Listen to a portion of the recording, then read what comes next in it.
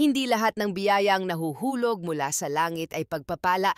Minsan isa itong patibong na may kasamang dugo. Magandang araw sa inyong lahat at maligayang pagbabalik sa aming sulok ng mga kwentong hango sa tunay na buhay. Ang istoryang ating tutunghayan ngayon ay hindi lamang tungkol sa isang krimen. Ito ay isang paglalakbay sa kaibuturan ng puso ng isang ordinaryong tao, isang paalala kung paanong ang isang kisapmatang pagbabago ng kapalaran ay maaaring maging mitya ng isang trahedyang wawasak sa lahat. Isipin ninyo, isang gabing pag-uwi, isang pagod na ama at isang di inaasahang pagkakataon na magpapabago sa takbo ng kanyang buhay.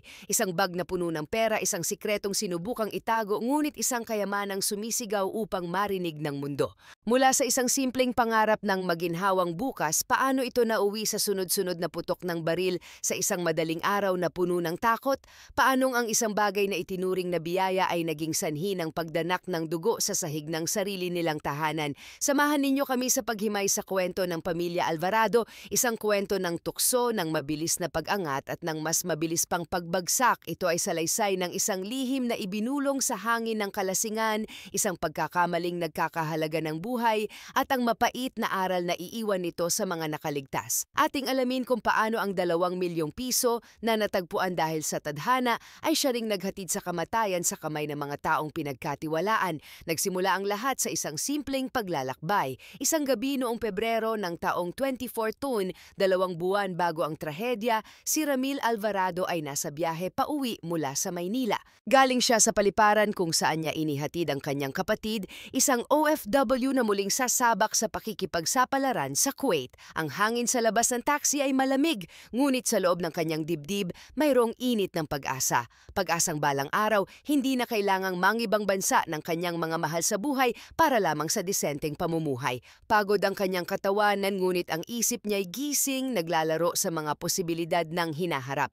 Habang binabagtas ng taxi ang kahabaan ng kalsada, abala siya sa pagtanaw sa mga ilaw ng syudad na tila mga bituing nagkalat sa lupa. Sa ilalim ng kanyang mga paa sa sahig ng sasakyan, may naramdaman siyang isang bagay na nakaumbok. Sa unay hindi niya ito pinansin, marahil ay gamit lamang ng driver o ng naunang pasahero. Ngunit habang tumatagal, ang umbok ay tila nagiging isang palaisipan. Nang yumuko siya ng bahagya sa dilim ng taxi, naaninag niya ang anyo nito. Isang itim na bag, mukhang gawa sa makapal na tela o leather at tila mabigat. Doon nagsimula ang digmaan sa kanyang isipan. Isang boses ang nagsasabing huwag itong pakialaman. Hindi sa'yo yan, Ramil, pabayaan mo na. Ngunit may isa pang boses mas mapangakit at mas malakas na bumubulong. Paano kung may mahalaga sa loob? Paano kung ito na ang sagot sa mga dasal mo? Ang taxi ay papalapit na sa terminal ng bus sa Cavite. Bawat metro na kanilang tinatakbo ay pagbilis din ng tibok ng kanyang puso. Ang pag-aalinlangan ay unti-unting natatalo ng matinding kuryosidad at tukso. Ilang segundo bago siya bumaba sa isang mabilis at halos hindi pinag-isipang desisyon, dinampot niya ang bag. Mabilis niya itong isiniksik sa ilalim ng kanyang jacket. Ang malamig na material nito ay dumadampi sa kanyang balat. Bumaba siya ng taxi na may dalang kaba, isang kabang hindi niya pa naramdaman sa buong buhay niya. Pagkasakay niya sa bus pauwi, ang kaba ay napalitan ng pananabik. Pinili niya ang upuan sa dulo, malayo sa mata ng karamihan. Nanginginig ang kanyang mga kamay habang dahan-dahan niyang binubuksan ang zipper ng bag. Ang tunog ng zipper ay tila sumisigaw sa katahimikan ng kanyang mundo at nang sumilip siya sa loob, halos mapigil niya ang kanyang paghinga. Hindi alahas, hindi dokumento kundi pera. Makakapal na bungkos ng 1,000 piso, tinalian ng makakapal na goma. Ang amoy ng bagong perang papel ay sumingaw mula sa bag at tila humalimuyak sa buong paligid. Hindi niya kailangang bilangin para malaman na hindi ito basta-basta halaga. Ito ay milyon. Pinagpawisan ang kanyang mga palad. Ang mundo sa labas ng bintana ng bus ay tila huminto. Ang mga ilaw, mga sasakyan, mga taong naglalakad, lahat ay naglaho. Ang tanging nakikita niya ay ang pera sa kanyang harapan. Isinara niya ang bag, niyakap ito ng mahigpit at ipinikit ang kanyang mga mata. Sa isip niya, naguunahan ang mga pangarap, isang bagong bahay na hindi nababahain, isang sasakyan para hindi na kailangang makipagsiksikan sa biyahe, isang maliit na negosyo para sa kanyang asawa at isang kinabukasang hindi na nila poproblemahin ang pambayad ng kuryente at tubig. Ang biyaya ay dumating, bumagsak sa kanyang mga paa na parang isang himala. Nang gabing iyon, pagdating ni Ramil sa kanilang maliit na tahanan sa Tanza, Cavite, sinalubong siya ng kanyang asawang si Sally at ng kanilang binatang anak. Ngunit ang ngiti ni Ramil ay iba. May dala siyang sikretong nagpapabigat sa kanyang bawat hakbang. Hindi niya muna sinabi sa kanila. Itinago niya ang bag sa pinakailalim ng kanilang aparador sa likod ng mga lumang damit. Buong gabi hindi siya dinalaw ng antok. Nakahiga siya sa tabi ng kanyang asawa ngunit ang isip niya ay nasa aparador, nasa itim na bag, nasa 2 milyong piso. Kinabukasan hindi na niya natiis. Habang naghahanda ng almusal, tinawag niya si Sally. Sa kanilang kwarto, nanginginig niyang inilabas ang bag at ipinakita ang laman nito. Si Sally sa unay nagulat pagkatapos ay natulala. Napalunok siya habang binibilang ni Ramil ang pera sa kanilang harapan, ang kabuang halaga 2 milyong piso. Ang reaksyon ni Sally ay taliwas sa inaasahan ni Ramil. Walang tuwa, walang pagdiriwang. Ang nakita niya sa mga mata ng kanyang asawa ay takot. "Saan mo nakuha yan, Ramil?" tanong ni Sally. Ang boses ay halos pabulong. "Napulot ko lang sa taxi," sagot ni Ramil puno ng pagmamalaki. "Biyaya to sa atin, Sally." "Biyaya, Ramil, hindi atin yan. Kailangan nating isauli yan. Ipablotter natin sa pulis," giit ni Sally. Ang kanyang boses ay puno ng pangamba. Alam niyang may naghahanap ng perang ito. Alam niyang ang bawat piso ay may kaakibat na kwento, marahil ay kwento ng paghihirap o pangangailangan ng iba. Ngunit si Ramil ay nabulag na. Para sa kanya, ito ang katapusan ng kanilang mga pagdurusa. Kung isasauli natin sa pulis, pangangatwiran niya, "Sa tingin mo ba babalik pa yan sa may-ari? Baka sila-sila lang ang maghati-hati dyan." Ito na yung sagot, Sally, para sa atin to. Ang pagtatalo nila ay ang unang lamat sa kanilang pagsasama na dulot ng pera. Sa huli na naig si Ramil, ang takot ni Sally ay natabunan ng autoridad ng kanyang asawa. Itinago nilang muli ang pera, ngunit mula sa araw na iyon may nagbago na sa kanilang tahanan. Ang sikreto ay naging isang nilalang na kasama nilang natutulog, kumakain at humihinga. Isang nilalang na unti-unting magbabago sa simpleng takbo ng kanilang buhay. Sa mga unang araw, maliliit na pagbabago lamang, mas masarap na ulam sa hapagkainan, mga bagong damit para sa kanilang anak, bayad sa lahat ng maliliit na utang sa tindahan sa kanto. Para kay Ramil, bawat pisong ginagastos niya ay isang patunay na tama ang kanyang desisyon. Ngunit para kay Sally, bawat bagong gamit na pumapasok sa kanilang bahay ay isang paalala ng panganib na kanilang kinakaharap. Ang ginhawa ay may kasamang bigat sa dibdib. Hindi nagtagal, ang maliliit na gastos ay naging malalaki. Ang sikreto ay nagsimulang mag-iwan ng mga bakas na hindi na maitatago. Isang linggo pa lamang ang nakalipas, isang second-hand na SUV ang pumarada sa kanilang garahe. Nagulat ang mga kapitbahay. "Paano kayo nakabili niyan?" tanong nila. Mabilis ang sagot ni Ramil, isang kasinungalingang pinaghandaan. "Hulugan lang galing sa isang kaibigan." Isang sagot na pansamantalang pinaniwalaan ng ilan, ngunit nagtanim ng pagdududa sa marami. Ang dating tahimik na bahay ng mga Alvarado ay biglang naging sentro ng kasiyahan sa kanilang lugar. Gabi-gabi ang bahay nila ay napupuno ng tawanan, kantahan at ingay ng mga boteng nag-uumpugan. Si Ramil, na dati simple at tahimik, ay naging ang pinakamagalanteng host. Mamahaling alak, masaganang pulutan, lahat ay sagot niya. Ang mga kaibigan, kakilala at maging mga kamag-anak ay halos gabi-gabi nang nasa kanilang bahay. Si Ramil, ang hari ng gabi, ang biglang yamang tagapagbigay ng ligaya. Kasabay ng pagbabago ng kanilang pamumuhay ang pagdami ng mga bulong-bulungan. Sa mga umpukan sa tindahan, sa mga tambayan sa kanto, iisa ang tanong, saan kumukuha ng pera si Ramil? May mga nagbibirong nanalo siguro sa loto, may mga nagsasabing baka may malaking padala mula sa ibang bansa.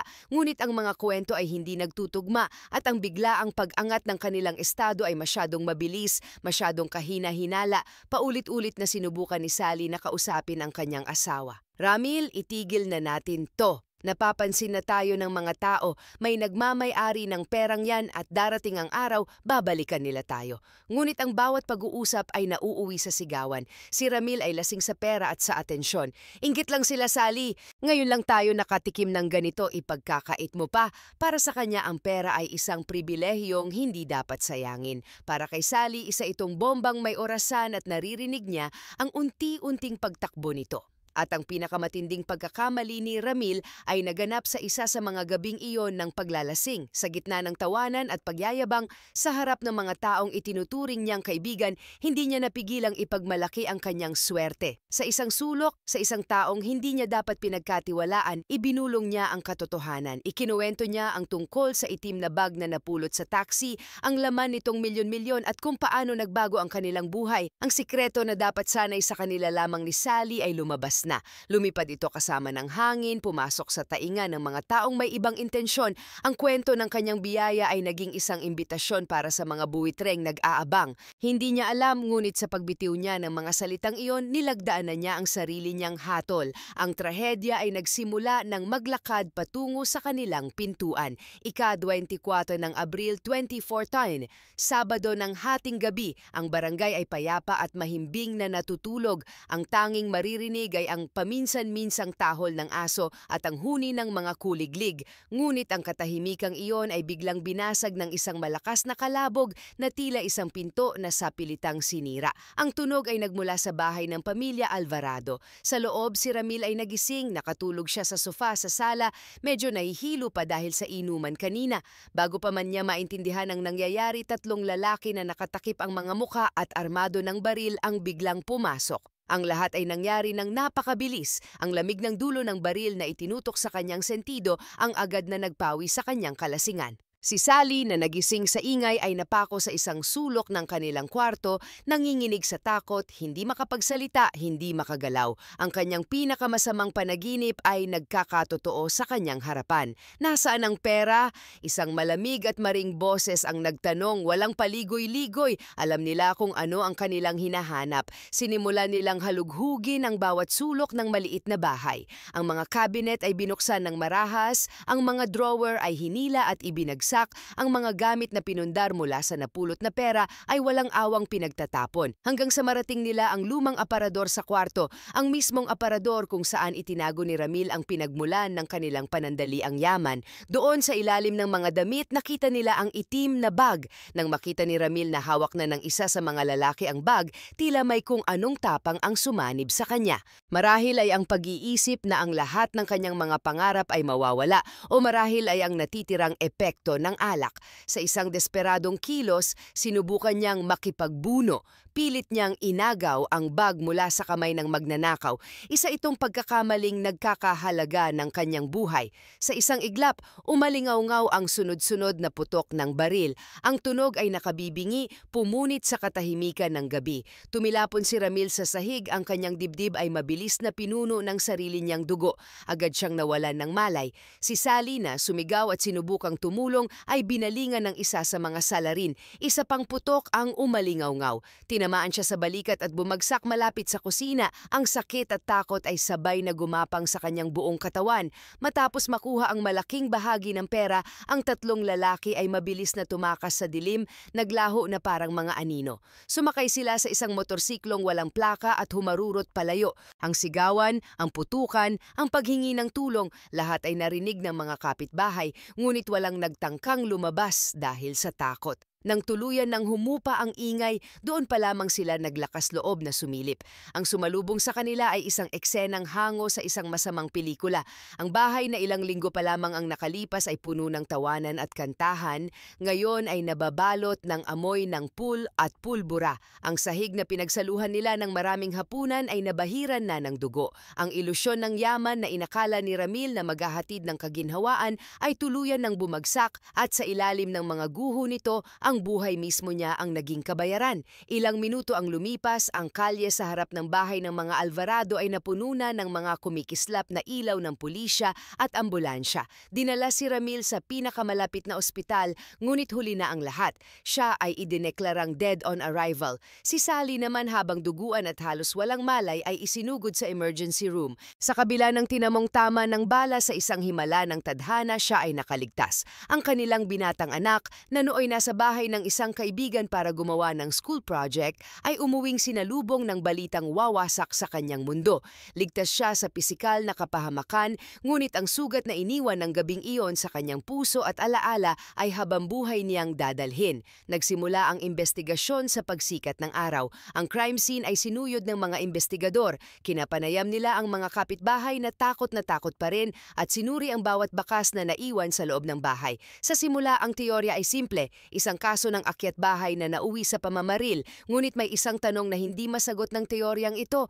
Bakit pagnanakawan ng isang pamilyang tulad ng mga Alvarado na kilala sa kanilang simpleng pamumuhay? Ang sagot ay nasa mga bulong-bulungan na unti-unti nang nakakarating sa mga awtoridad, mga kwento tungkol sa biglaang pagyaman ni Ramil. Sa unang 2 araw, tila mailap ang hustisya.